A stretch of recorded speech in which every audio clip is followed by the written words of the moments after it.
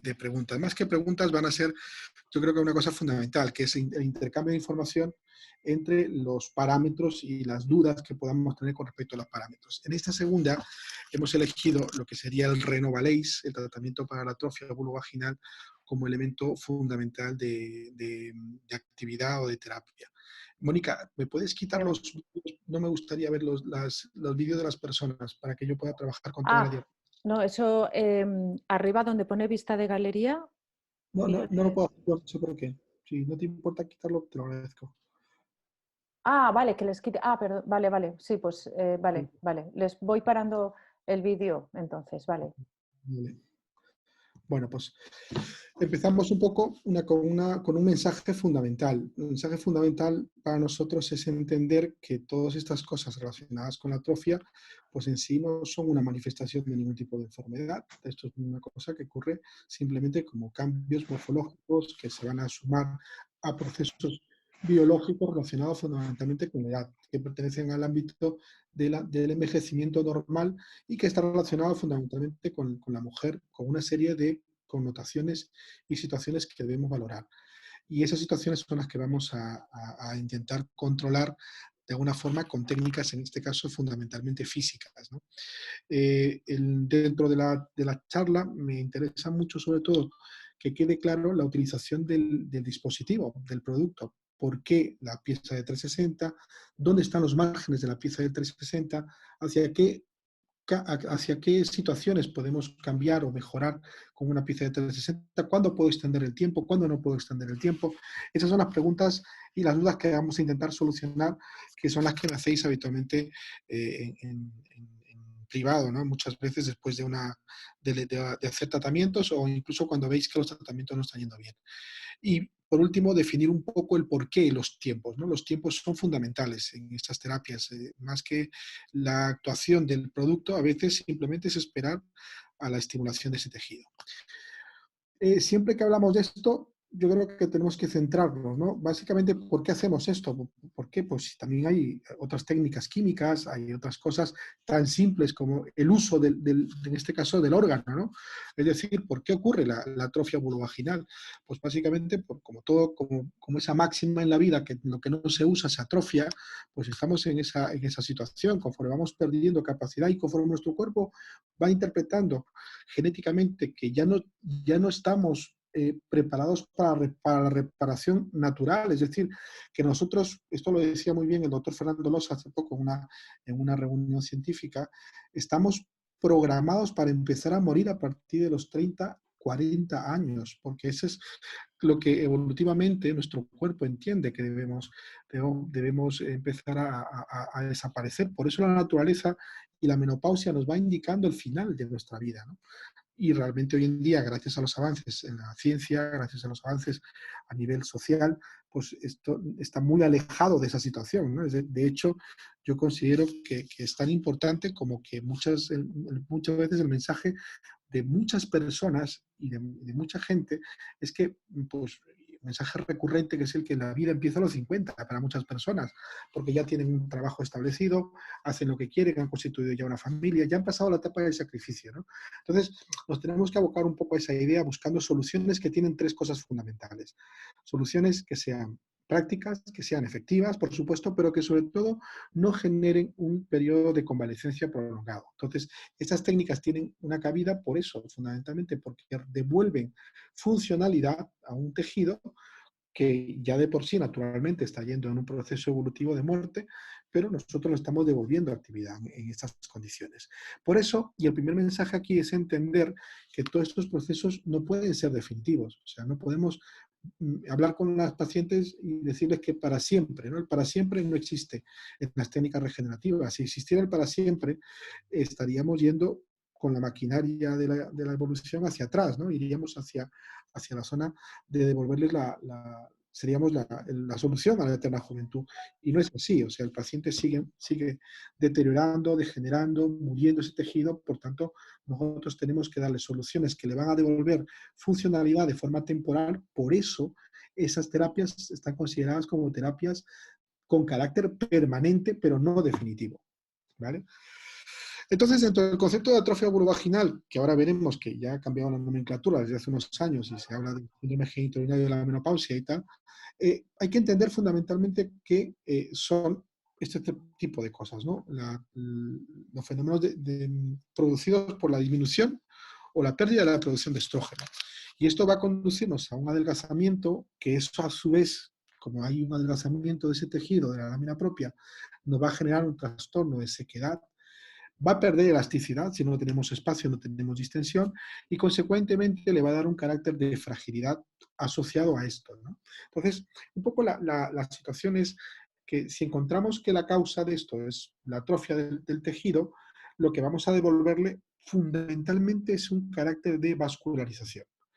Y entiéndase entonces que lo que intentamos devolverle es la acción que tiene la hormona. La hormona lo que va a generar, o como se manifiesta la mayoría de las hormonas, en este caso los estrógenos, es aumentando la capacidad vascularizante y trayendo sustancias que le van a dar ese concepto renovador a ese tejido. Por tanto, esa disminución nos va a conllevar a esa pérdida estructural de esas paredes y nos va a dar esta situación. Pero no solamente es la menopausia por edad o por envejecimiento la responsable. También tenemos otras menopausias inducidas quirúrgicamente, ¿no? Por ejemplo, las cirugías a nivel genitourinario, también las que son inducidas químicas por algunos fármacos o por la quimioterapia, o en algún caso por la radioterapia, y por supuesto, pues esto tenemos que tomarlo en cuenta a la hora de abordar. En general, lo que se va a producir en esta situación es una reducción importante del flujo sanguíneo local. Por tanto, se va a disminuir primariamente. Lo primero que disminuye son las secreciones. Entonces, se va a manifestar un fenómeno, sobre todo, en la cual esas glándulas que están, lo que no reciben es flujo. Es decir, tenemos el barril, pero no tenemos el líquido para llenar ese barril. Por tanto, no se va a producir ese fenómeno de hidratación de ese lugar. El cuerpo interpreta que no lo necesitamos porque ya no lo vamos a embarazar, ya no tenemos necesidad reproductiva. Entonces, es un poco la situación en la cual tenemos que manifestarlo, ¿no? Eso a su vez nos va a llevar a un cambio epitelial. El cambio en el epitelio, en este caso a nivel se manifiesta fundamentalmente por un carácter cuantitativo. Vamos a perder muchas líneas celulares, igual que en otras zonas de nuestra piel, vamos a perder aquí muchas líneas celulares y eso nos va a dar una fragilidad o una situación en la cual ese tejido se ve más vulnerable para cualquier tipo de fenómenos de introducción de cualquier tipo de elemento o agente externo con mucha más facilidad. A su vez, la manifestación diagnóstica para nosotros primaria, la fundamental, sería en ese incremento del pH producido por una disminución de los lactobacilos vaginales, es decir, esa macrobiota va a verse alterada básicamente porque ese tejido se ha transformado.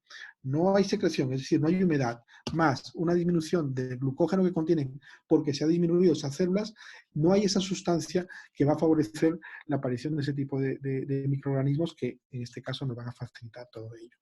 Por tanto, debemos también tomar en cuenta que no solamente es un proceso irreversible, en algunos casos se puede también tener una consecuencia simplemente por un fenómeno intercurrente que podemos revertir quitando rápidamente la situación, como puede ser en el fenómeno que aparece asociado a la responsabilidad por algunos fármacos.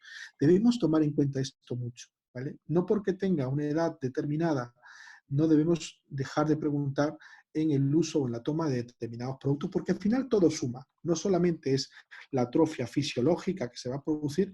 Imaginaos que esa mujer menopáusica o perimenopáusica además está tomando isotretinoína o además está tomando algún antidepresivo tricíclico o algún anticolinérgico muy específico, algún neuroléptico que puede favorecer también a esa sequedad. Por tanto, estaríamos sumando efectos que pueden, en algún caso, manifestar un incremento de la capacidad de ese tejido de verse de una forma completamente atrófica.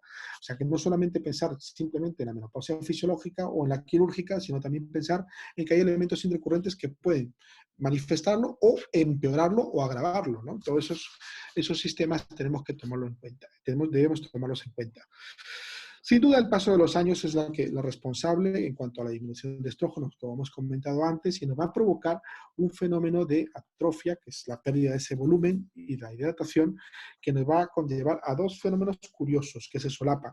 Uno de ellos es la irritación crónica y que en algunos casos se puede acompañar de infecciones de repetición. Por eso a veces se confunden estos diagnósticos, pero fundamentalmente a dos manifestaciones clínicas que a veces se presentan a la vez o simplemente con que aparezca una ya es suficiente para identificar este problema, que es la dispareunia. Por tanto, la primera pregunta, como siempre le digo a los compañeros, es identificar si el fenómeno es simplemente puntual o es un fenómeno que es permanente, que la dispareunia nos va a dar ya una situación de digamos, de permanencia del fenómeno y de los síntomas, ¿no? Dentro de todos los síntomas asociados a esa atrofia vulvovaginal, como la lubricación reducida, la sequedad vaginal, la irritación, la inflamación, el picor, el prurito, que duda cabe, la disminución del grosor de las paredes vaginales, la sensación de pérdida de hidratación y de mucosidad, el acortamiento del canal vaginal, el fenómeno de dispareunia, el disconfort en las relaciones sexuales, en el coito en este caso, sería el factor, digamos, clave y determinante porque nos daría una información no solamente de la situación puntual, sino ya de una situación extendida en el tiempo. Por supuesto, la aparición de pequeños sangrados después de las relaciones sexuales o también la aparición de los síntomas acompañantes como pueden ser los relacionados con los trastornos urinarios, ¿no? Como la frecuencia, la urgencia y la incontinencia por esfuerzo. En algunos casos simplemente puede aparecer como dolor o sensación de escozor o quemazón en la orina, en el momento de la micción. Pero dentro de todo esto lo que realmente llama la atención es el fenómeno de prevalencia, ¿no? Que hasta un 40% de las menopáusicas normales en algún momento de su vida van a padecer este tipo de Lucas, síntomas. Entonces, es imprescindible que tengamos esto controlado por eso, ¿vale? Por favor, quitad el audio Que porque se os está... escucha todo. Si fuera un Ay, se drama. ha saltado, vale, has saltado, ya está, ya te he quitado, César. Y luego también hay que entender que en el otro fenómeno, donde es en las supervivientes después de un cáncer de mama, tanto con tratamiento químico como tratamiento físico, un 60%, más de un 60% de ellas van a presentar este tipo de problemas y eso realmente es un drama, porque probablemente a lo mejor les conlleva una disminución de su calidad de vida, de que por sí ya está deteriorada y nos presenta un fenómeno mucho más, digamos, importante, ¿no? En cuanto al agravamiento, además, en el plano de índole sexual. Pero hay que recordar también que el cáncer a nivel general, ¿no? Tanto en la población, hasta un 20% de ellos, de estos problemas se van a manifestar también, estos trastornos de atrofia vaginal se van a manifestar en mujeres mucho más jóvenes. Y si ya es un drama en mujeres perimenopáusicas, imaginaos en una mujer joven, una mujer de 20, 30 años que ha superado un trastorno de este tipo y que va a manifestar este problema. Estaríamos trabajando sobre su calidad de vida, sobre ello.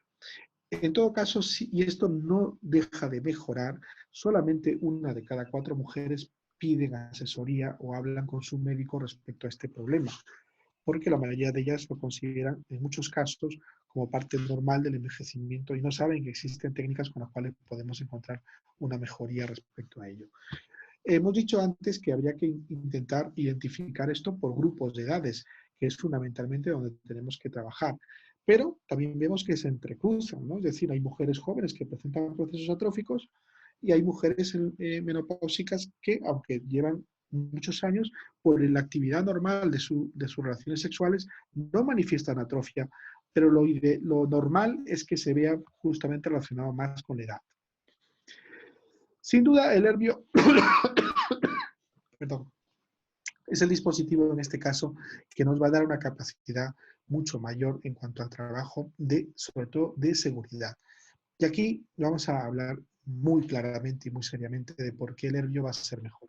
Siempre hemos dicho, el otro día que hicimos el primer webinar, hablábamos del láser de Herbio como tal, es un elemento al cual le tenemos que pedir mucho que se esfuerce para llegar a unos niveles importantes. Pero en las grandes atrofias, el gran problema que tenemos es el delgadez, la finura que tiene ese epitelio y las posibilidades de generar daño interno.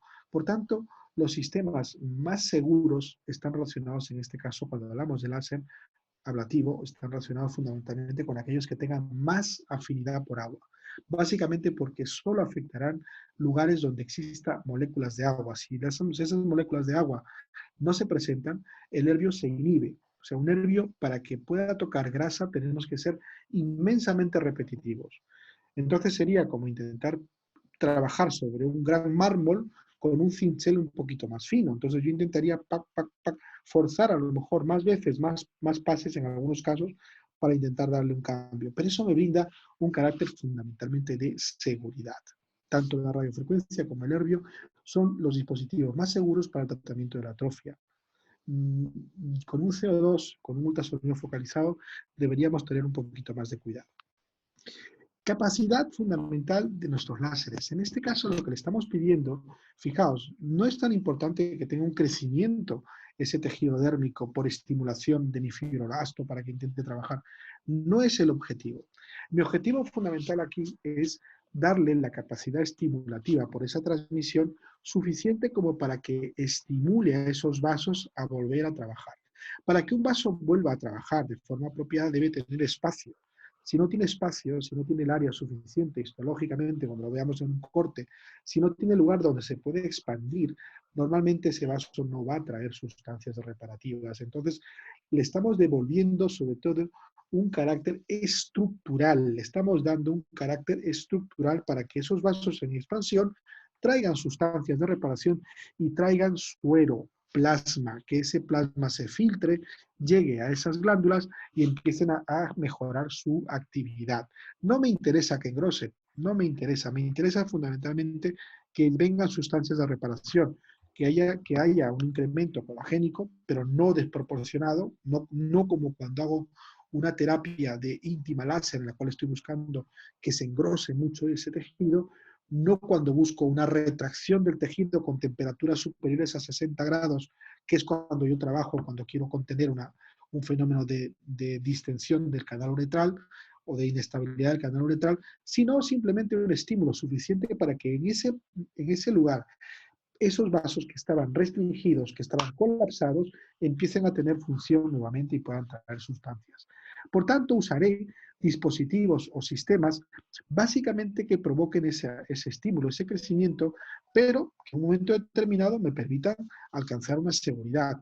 No necesito usar un fraccionado, por tanto, en ese territorio.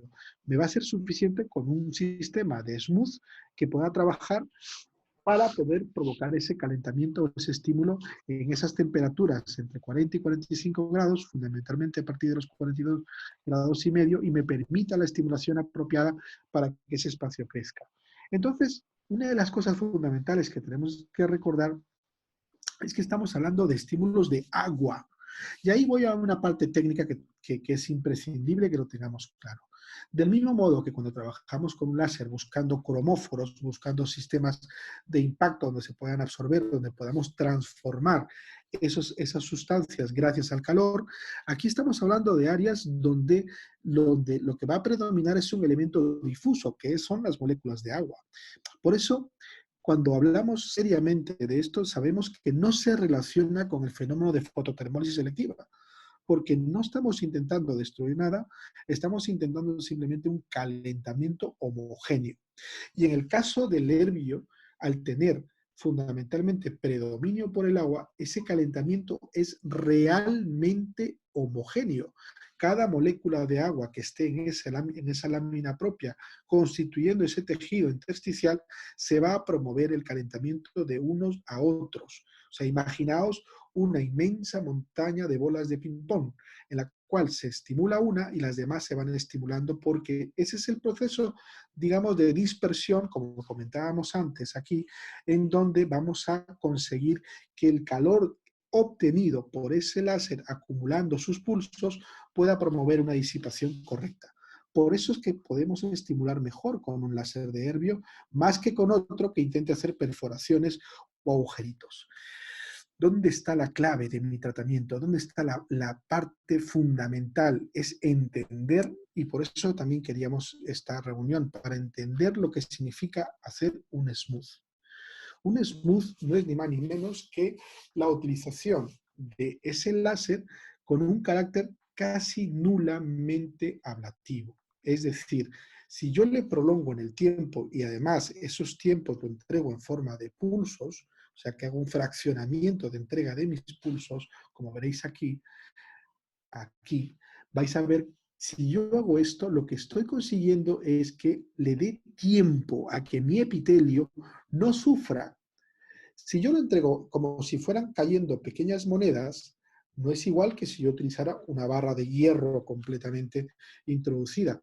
Con eso que hemos ganado, ganado un proceso acumulativo según avanzan los pulsos, pero suficientemente seguro para que entre el tiempo prolongado que le doy no afecte al epitelio o le afecte mínimamente, es decir, que le quite pues, 10 micras, 5 micras, pero que no le quite el concepto completo que serían las 60 a 100 micras que no debemos dañar.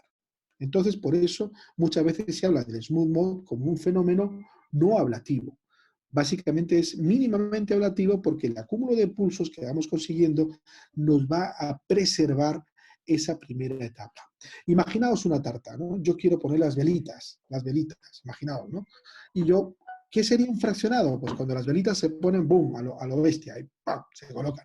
¿Qué sería esto? Si yo consigo generar un elemento de presión en la cual después de presionar tanto rato y tantas veces, parece que se quedan equilibradas. Esa sería un poco la idea de lo que estamos haciendo cuando trabajamos con un fenómeno de smooth. Y el smooth, en este caso, no necesita temperaturas tan altas como cuando quiero conseguir un tensado.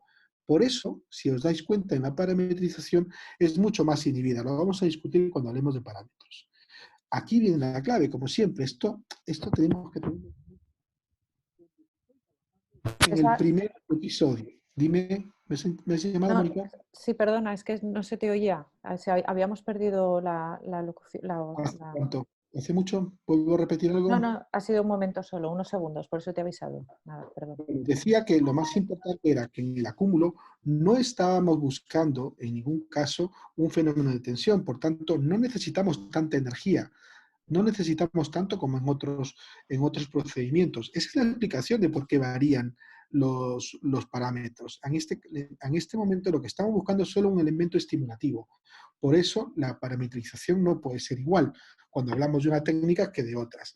En el caso de tensado, lo que yo pretendo es acumular la mayor cantidad de pulsos para que alcancen temperaturas cercanas a los 50-70 grados, tensar. Pero si yo quiero simplemente una estimulación, debo trabajar entre 40 y 45. Por eso los julios no son iguales en uno que en otro. Y tampoco el número de pases. Porque la temperatura marca la clase, la característica de mi tratamiento. No necesito hacer ningún elemento coagulativo en el fenómeno de atrofia. Es decir, cuando yo trabajo para un Renovalace, no necesito llegar a 60 ni a 70 grados. Simplemente con una estimulación normal es suficiente para provocar estos cambios que estoy buscando. Es decir, debo controlar mi tratamiento en el otro extremo. Si lo pusiéramos en una escala, tenemos un extremo destructivo y un extremo estimulativo. Me tengo que focalizar más en el extremo estimulativo, que es el que me va a beneficiar mi tratamiento y mi trabajo para poder conseguir este efecto. No nos olvidemos que entre las propiedades y en la interacción con el tejido, el fenómeno más importante que se va a producir por mi láser es el fenómeno de conducción.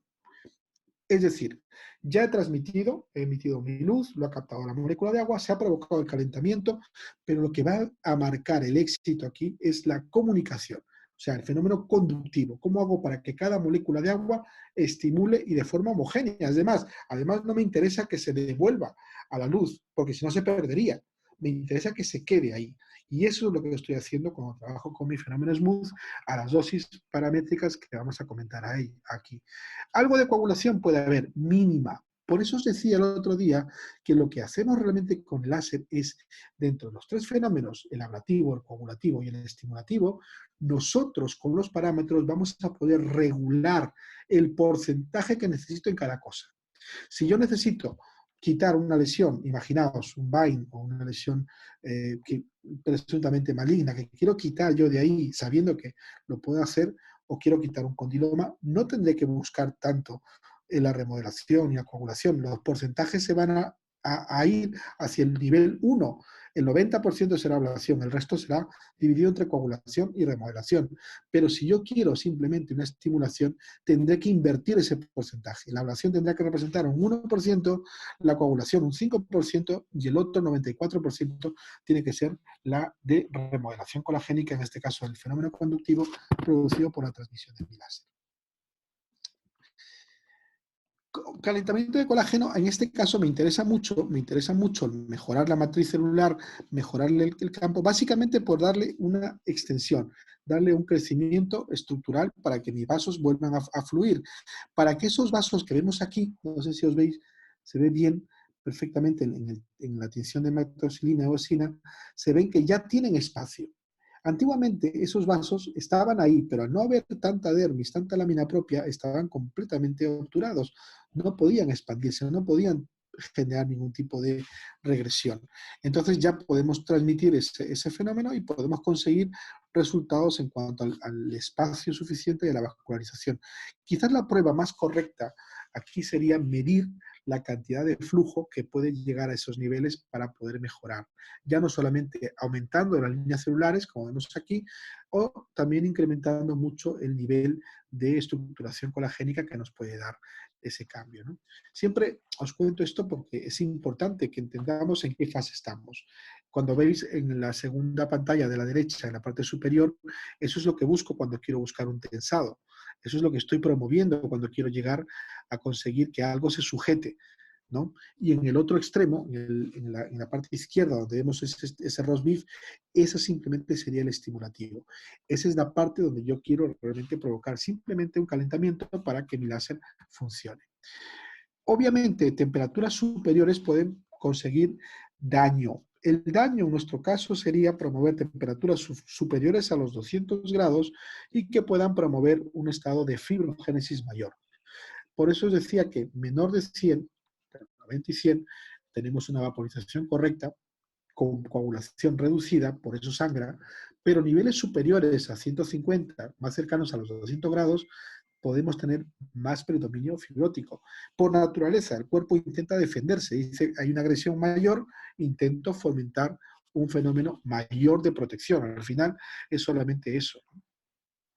Para evitar eso, fijaos, siempre me preguntan, ¿esto es quemar? ¿Esto es quemadura realmente?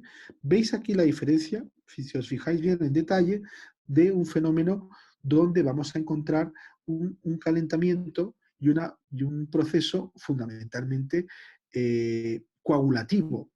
Como cuando ponemos un huevo a freír. Si ponemos un huevo a freír, ese cambio en la coloración de la clara que se va tornando primero un color un poquito blanco, eh, no tan intenso, pero que luego puedo llegar incluso a tener esos fenómenos de cocción mucho mayor. Aquí vemos lo mismo, simplemente se ha estimulado, se ha producido una coagulación. Esas proteínas se han cambiado, han desestructurado, nos han propuesto ese tipo de situaciones evidentes que podemos notar. Esto no es una quemadura, esto simplemente es un trastorno o un fenómeno, perdón, estimulativo, nos ha cambiado la forma de ver la estructura superficial, tanto epidérmica como dérmica. Entonces, este fenómeno es totalmente regresivo. Cuando yo trabaje después sobre este tejido, vamos a ver un cambio positivo. Es lo que hacíamos aquí, estimulamos, coagulamos un poquito y vemos ese cambio. Yo sé que con esto es suficiente para poder provocar una estimulación. Muy alejado de esto, que es una verdadera quemadura. Os fijáis ahí, esto sería la carne que veis aquí al inferior. ¿Veis el color que tiene? Bueno, pues eso, esta foto que está aquí sería ese fenómeno totalmente de escara, donde vemos la quemadura completa de ese territorio en la cual quiero que os quedéis con la imagen, con la cual alguien puede decir que estamos quemando una mucosa. Fijaos la diferencia entre lo que sería una coagulación y una quemadura. Dentro de la clínica, obviamente, podemos trabajar diferentes tipos de fenómenos. Hoy vamos a hablar de la atrofia urovaginal y vamos a discutir los parámetros con los que estamos trabajando. Y vamos a entender una serie de eventos y vamos a poder solucionar alguna duda, ¿vale? Pero debemos siempre recordar que son perfiles diferentes, aunque se pueden solapar. En el caso de la hiperlasitud, mantienen estos perfiles con esos síntomas y en el y pueden ser medidos, porque hay muchas publicaciones. Esta publicación os recomiendo, de 2014, del Lee, que hablaba sobre la eficacia que puede tener el herbio en el tratamiento de la dilatación del canal.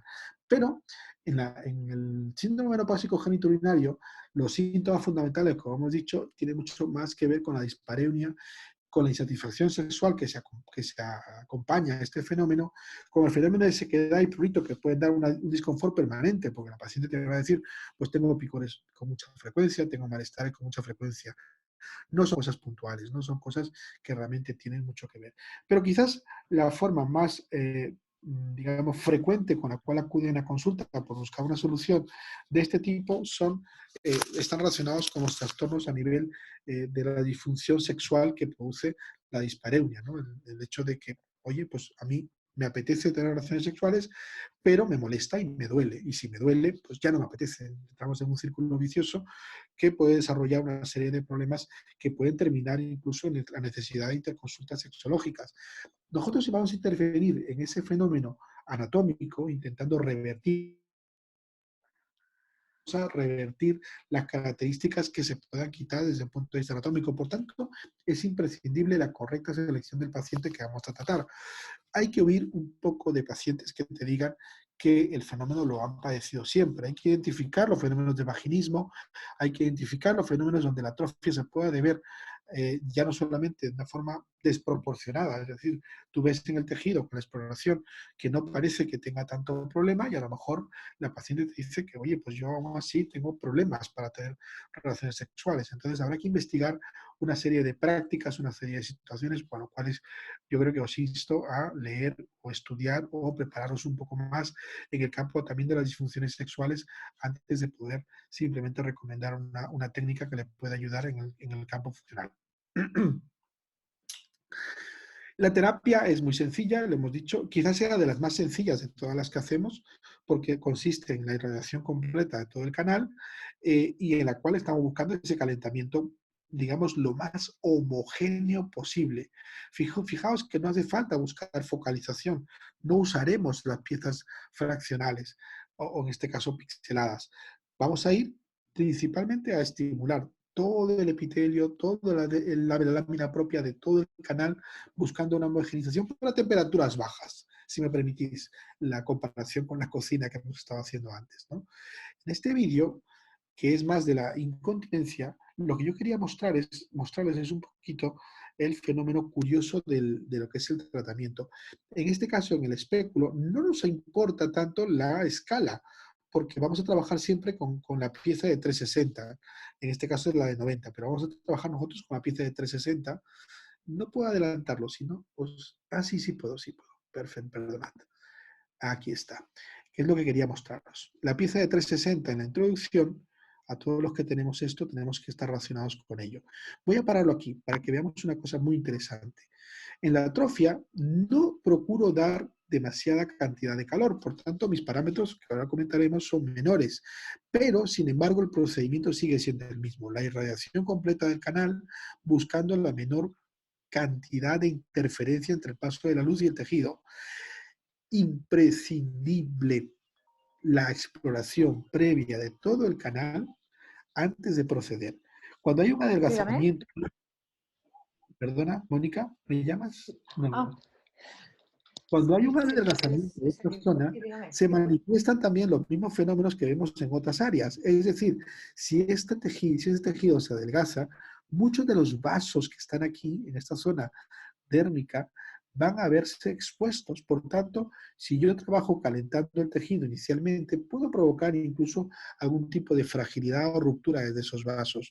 Es necesario que veamos toda la zona. Y una cosa muy importante que hay que recordar, la atrofia puede manifestarse de forma diferente en todo el canal. Puede ser muy importante en el tercio superior y a lo mejor mínimo en el tercio inferior o viceversa. Muchas mujeres en la exploración vemos aquí que el tejido está bien, sin embargo aquí el tejido está más deteriorado. Entonces es imprescindible una correcta exploración antes de proceder al tratamiento para conseguir el éxito mayor. Si no lo hacemos, es probable que nos llevemos resultados muy parciales. Por tanto, irradiación completa de todo el canal, buscando siempre el estímulo correcto de toda la zona y en este caso no me hace falta la calibración. Puedo trabajar perfectamente en todo el territorio. Recordar siempre la introducción, en este caso de lubricantes de aceite, nada de lubricantes que tengan geles para no provocar esa absorción inapropiada y en el procedimiento recordar también tomárselo con calma y con tranquilidad cuando hagáis una atrofia urovaginal. Es decir, a diferencia en el canal dilatado, donde el espéculo va a entrar con facilidad, en ocasiones nos vamos a encontrar con muchos pacientes que tienen el canal reducido, mucho más, digamos, estrecho, producido por un incremento del patrón fibrótico con esa disminución de luz. En esos fenómenos de crisis tenemos que tener mucho cuidado a la hora de introducir el espéculo porque podemos provocar daño.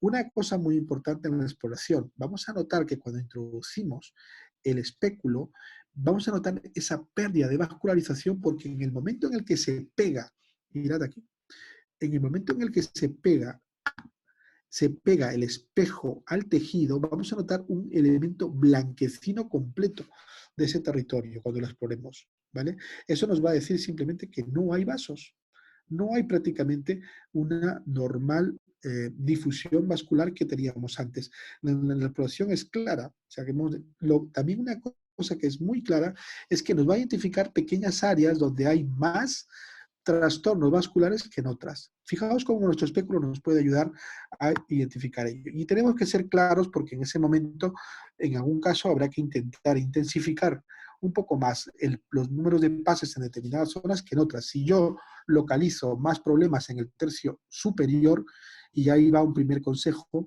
no lo podré tratar igual que el tercio inferior. Tendré que darle más pases probablemente en el tercio superior. Y el otro mensaje importante es eso. No juguéis con las energías. Las energías están hechas para tratarse con seguridad. Trabajemos siempre incrementando el tiempo de exposición del láser para poder corregir ese fenómeno. En ocasiones requerirá más de 3 pases, puede requerir 5 o 6, no va a pasar nada si lo hacemos dejando el tiempo apropiado para poder conseguir el mejor resultado. Y en ocasiones simplemente con los 3 pases estimulativos van a ser completamente suficientes. Bueno, pues entonces ya entramos en el protocolo y ahora ya empieza un poco, empezaremos a discutir. Yo creo que ya podemos establecer ya el tema de preguntas, porque esto de lo que vamos a hablar lo tenéis en vuestras máquinas. Una cosita, doctores, acordaos siempre de saber lo que estáis poniendo y qué significa cada cosa. ¿Vale? Si yo pongo la pieza de R11, es una pieza simplemente de full beam, es decir, que lo entrego de forma completa. Si utilizo la pieza de extensión de mano de 360 grados, estoy haciendo un procedimiento anular. ¿Por qué lo hago en 7 milímetros y no en 5, por ejemplo? Pues porque no me interesa cortar, no me interesa concentrar, me interesa distender. Cuanto más distienda, menos focalización. Por tanto, más homogeneización en la captación del agua. Y los 1,75 julios por centímetro cuadrado son suficientes. No hace falta incrementar la parametrización de energía en este caso. Debemos mantenerla siempre en 1,75, solo que puede cambiar que en vez de hacer los 3 pases que hacemos en algunos sitios, no en todo el canal, en ocasiones hace falta darle un poco más. Simplemente es eso, modificar de acuerdo a lo que estamos viendo, de acuerdo a las características que vemos. Si el patrón es muy nacarado, poco vascularizado, le vamos a dar de inicio 5. Si el patrón es, bueno, un poco más rosa y tal, le daremos un poquito, siempre los 3, le damos una oportunidad, ¿vale? En el fenómeno de... Perdón. En el fenómeno de Smooth,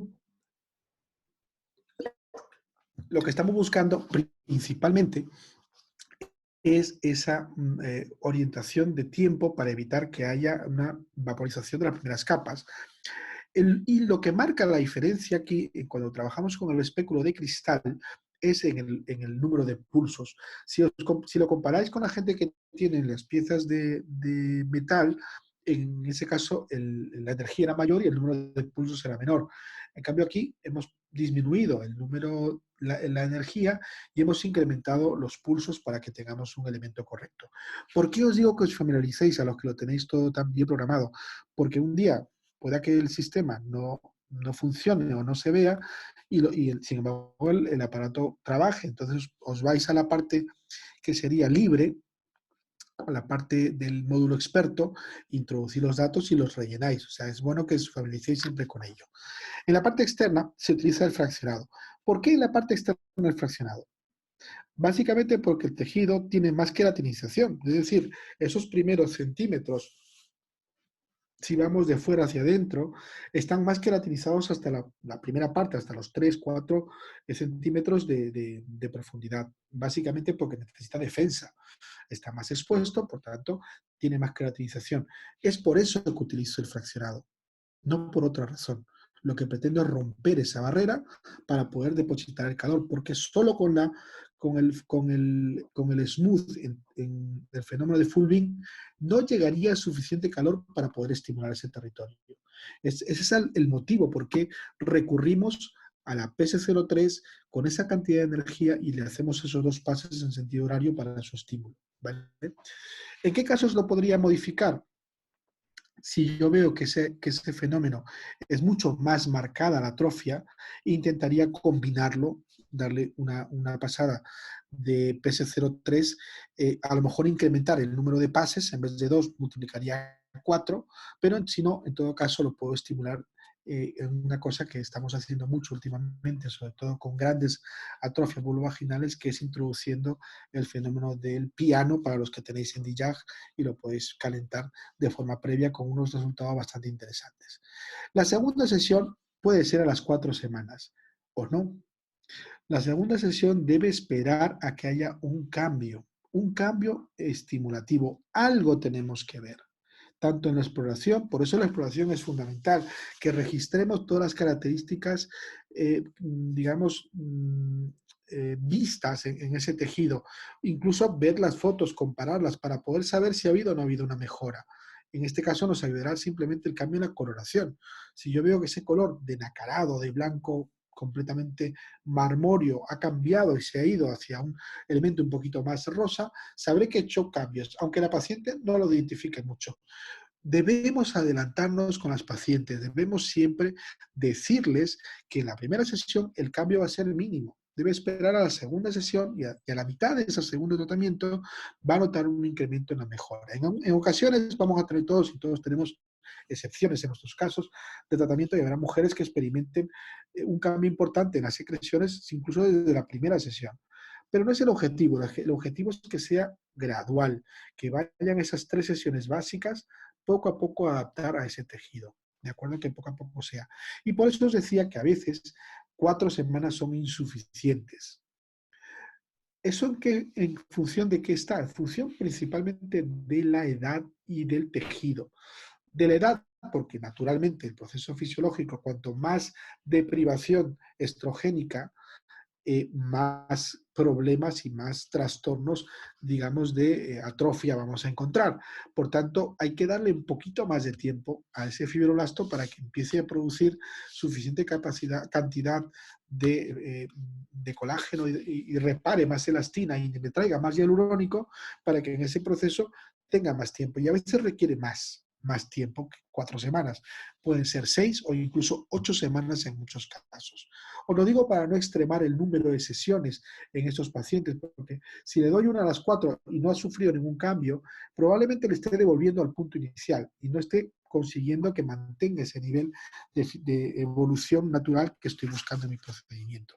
Si os dais cuenta, no cambia prácticamente nada, solamente cambiaría en el caso que yo hubiese visto que hubiese sido completamente inefectivo, tanto clínicamente, que la paciente diría que no ha cambiado nada, como que en la exploración vea que tampoco hay ningún tipo de modificación a nivel anatómica. Entonces, en ese caso, no me iría a 3 pases, sino incrementaría o 1 o 2, depende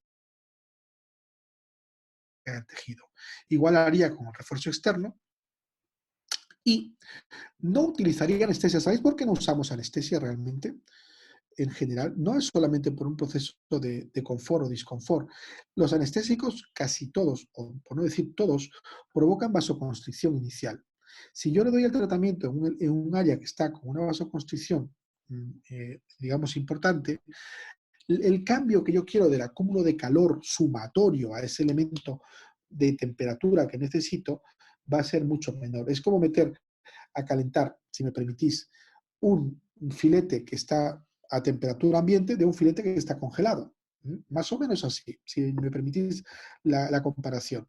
Yo no puedo permitirme meter un filete a calentar si está congelado, porque tardaré más tiempo en evidenciar el cambio.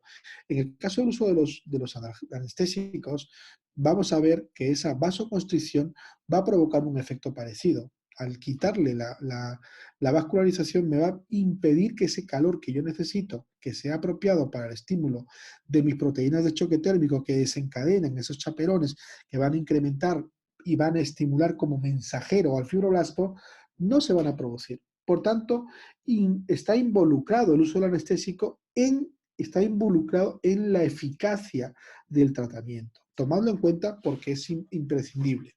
¿De acuerdo? Bueno, pues hasta aquí hemos hablado un poquito de esto y ahora vamos a hablar un poco, y si queréis ya hacer preguntas, podemos establecer ya el método César, de diálogo. hola.